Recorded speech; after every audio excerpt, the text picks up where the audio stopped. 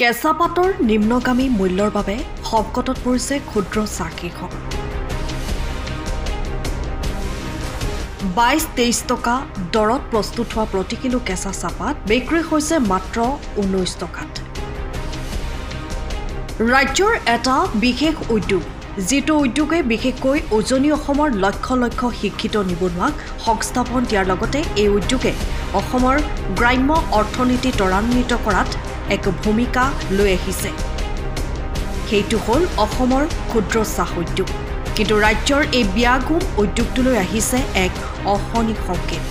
কাৰণ বিশেষকৈ মাৰ্চ মাহৰ পৰা অক্টোবৰ মাহলৈ এইখিনি সময়তেই চাহ উদ্যোগৰ বাবে অতি গুৰুত্বপূৰ্ণ সময়, আৰু এই সময়ছোৱাতেই অত্যাধিক চাহপাত উৎপন্ন হয়। এইবাৰ বৰষুণৰ অভাৱ বা খৰাঙৰ ফলত কেঁচাপাতৰ উৎপাদন একেবাৰে পুতৌজনক যদিও উৎপাদন কম হ'লেও আজিৰ দিনত কেঁচাপাতৰ যি মূল্য সেইটোৱে অধিক বিপদত পেলাইছে কৃষকসকলক। কাৰণ প্ৰতি কিলোগ্ৰাম কেঁচা চাহপাত উৎপাদন কৰিবলৈ এজন কৃষকৰ খৰচ হয় 22-23 টকাৰ বিপৰীতে আজিৰ দিনটোত যোৰহাটত কৃষকসকলে 19 টকা দৰতে বিক্ৰী কৰিব লগা হৈছে কেঁচা পাত। এই ক্ষেত্ৰত নীৰৱ টি-বোৰ্ড। কৃষকসকলৰ এই সমস্যা আজিৰ নহয়, এইটো প্ৰতি বছৰৰ সমস্যা। কিন্তু এই ক্ষেত্ৰত চৰকাৰখনেও যেনেদৰে কৃষকসকল বা উদ্যোগটোত সহায় কৰিব লাগিছিল, বিশেষ কোনো ব্যৱস্থা গ্ৰহণ নকৰাৰ অভিযোগ বহু পুৰণি। সেয়ে এই ক্ষেত্ৰত চৰকাৰ বা বিভাগে যদি এই ক্ষুদ্ৰ কৃষকসকলৰ উপকৃত হোৱাকৈ এটা ব্যৱস্থা গ্ৰহণ নকৰে, তেন্তে এই উদ্যোগটো বিপদত পৰিব, সেইটো নিশ্চিত, আৰু ৰাজ্যৰ অৰ্থনীতিটো বাৰুকৈয়ে প্ৰভাৱ পেলাব। বৰ্তমান আমাৰ ক্ষুদ্ৰ চাহ খেতিয়কসকল যথেষ্ট বিপদত পৰিছে, যিহেতু নিম্ন একেবাৰে মূল্য একেবাৰে হ্ৰাস হৈ আহিছে। বৰ্তমান আমি পাইছোঁ 19 টকাকৈ পাইছোঁ, আৰু আমাৰ উৎপাদন বেয়া হৈছে 22 পৰা 23 টকা। এনে ক্ষেত্ৰত আমাৰ ক্ষুদ্ৰ চাহ খেতিয়কসকল কেনেকৈ চলিব? তাৰ উপৰিও আমাৰ একেবাৰে যোৱা বছৰ তুলনাত এই বছৰ প্ৰডাকশ্যন একেবাৰে 50%তকৈ কমি আহিছে। ইয়াৰ মূল কাৰণ হৈছে বৰষুণৰ পৰিমাণ 30%তকৈ কম হৈছে আমাৰ বৰষুণ।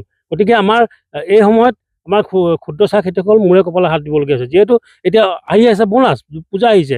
সেই সময়ত আমাৰ এটা সাংঘাতিক এটা পৰিৱেশ সৃষ্টি হয় বোনাছ লৈ। আপোনালোকে হয়তো গম পাইছে, বোনাছ ইমান % লাগে, 20% লাগে, 15% লাগে। আমি ক'ৰ পৰা দিম, কেনেকৈ দিম? আমি নিজেই চলিব পৰা নাই।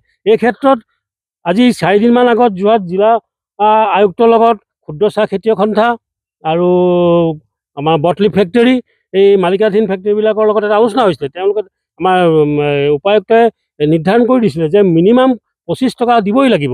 তেওঁলোকে তাত মান্তি হৈ আহিছে, কিন্তু কথা আমিতো আজিলৈকে পোৱা নাই। আৰু এনেকুৱা অৱস্থা আমাৰ যে আমি যদি এতিয়া 4টা বজাত, আবেলি 4টা বা 5টা বজালৈকে আমাৰ যদি গাড়ী নাহে, আমাৰ চিন্তা হৈ যায়। আৰু এই পাতটো আমি পিছৰ দিনাখন কেতিয়াও বেচিব নোৱাৰোঁ, উপায় নাপায় আমি দিবলগীয়া হয়। দামৰ কোনো কথাই নাহে তেতিয়া। এতিয়া এনেকুৱা এটা বস্তু, চাহ খেতিটো এনেকুৱা এটা হৈছে অৱস্থা যে আমি প্ৰডাকশ্যন কৰিম, কিন্তু দাম আমি গম নাপাওঁ, আমি নিৰ্ধাৰণ কৰিব নোৱাৰোঁ। কোনে নিৰ্ধাৰণ কৰিব? যি কিনিব, কিনাজনেহে আমাৰ নিৰ্ধাৰণ কৰিব যে তোমাক আমি এই ইমান টকাহে দিম। আমি বাধ্য, নহ'লে আমি কি কৰিম? এইখিনি চাহপাত পৃথিৱীত এনেকুৱা কোনো বস্তু নাই যি মানে উৎপাদন কৰাজনে দাম নিৰ্ধাৰণ কৰিব নোৱাৰে। সেই তেনেকুৱাকৈ যদি চলে, ক্ষুদ্ৰ চাহ খেতি ধ্বংস হৈ যাব। আৰু মোৰ এটা ধাৰণা হয় যে ক্ষুদ্ৰ চাহ খেতিয়কক ধ্বংস কৰি এটা বৃহৎ পুঁজিপতিয়ে গোটেই আমাৰ ক্ষুদ্ৰ খেতিয়কসকলক আত্মসাৎ কৰা বা কিবা এটা তেনেকুৱা ধৰণৰ কৰা এটা মানে হেৰি হৈছে, যাতে আমি খেতিয়কসকলে নিজে যাতে চাৰেণ্ডাৰ কৰি দিম যে আমি এইটো খেতি কৰিব নোৱাৰোঁ, আপোনালোকে সমজি লওক। তেনেকুৱা ধৰণৰ এটা পৰিৱেশ হয়তো সৃষ্টি কৰি দিয়া এটা উদ্দেশ্য থাকিব পাৰে। নহ'লে সদায় আমি চিঞৰি আছোঁ যে খেতিয়ক নহ'লে কোনো ইণ্ডাষ্ট্ৰিয়ে নচলিব। আজি যে কিছুমান মানুহে যে ডাঙৰ ফেক্টৰীবিলাক খুলিছে, বটলি ফেক্টৰী, কাক লৈ খুলিছে? আমাৰ নিচিনা খেতিয়কক লৈয়ে খুলিছে। আমি যদি তেওঁলোকক যদি প্ৰডাকশ্যন আমি দিব নোৱাৰোঁ, বা আমাৰ পৰা যদি কেঁচাপাত আমি তেওঁলোকক দিব নোৱাৰোঁ, তেতিয়া তেওঁলোকে ফেক্টৰী চলাব ক'ৰ পৰা? কিন্তু আমাৰ কথা কোনো চিন্তা নকৰে। খেতিয়ক যি হওক মৰি যাওক, কিন্তু খেতিয়কৰ কথা কোনো চিন্তা নকৰে। গতিকে মই চৰকাৰক আহ্বান জনাইছোঁ যে কিবা এটা কৰক, অন্যথাই ক্ষুদ্ৰ চাহ খেতিয়ক ধ্বংস হৈ যাব, মৰি যাব। কাৰণ 1 লাখৰ ওপৰত অসমত ক্ষুদ্ৰ চাহ খেতিয়ক আছে। যদি তেওঁলোকক জীয়াই ৰাখিবলৈ মন আছে, যদি তেতিয়া মাননীয় মুখ্যমন্ত্ৰীক মই আহ্বান জনাইছোঁ, তেওঁ কিবা এটা এই ক্ষেত্ৰত এটা মানে ষ্টেপ এটা লওক। আপুনি ঘৰখনত জাপানী চৌকাত দৰ্জা, খিৰিকী, গ্ৰিল, গেট আদি লগাব বিচাৰে নেকি, যিবোৰ দীৰ্ঘদিন অটুট থাকিব? তেন্তে পলম নকৰিব, আমাৰ বিপণীলৈ আহক। যোৰহাটৰ একমাত্ৰ আমাৰ বিপণীত এনে উন্নত সামগ্ৰী উপলব্ধ। এই মেচিনটোৱে বেণ্ড কৰা হয়, দৰ্জা, চৌকাত আৰু উইণ্ডো বনোৱা হয়।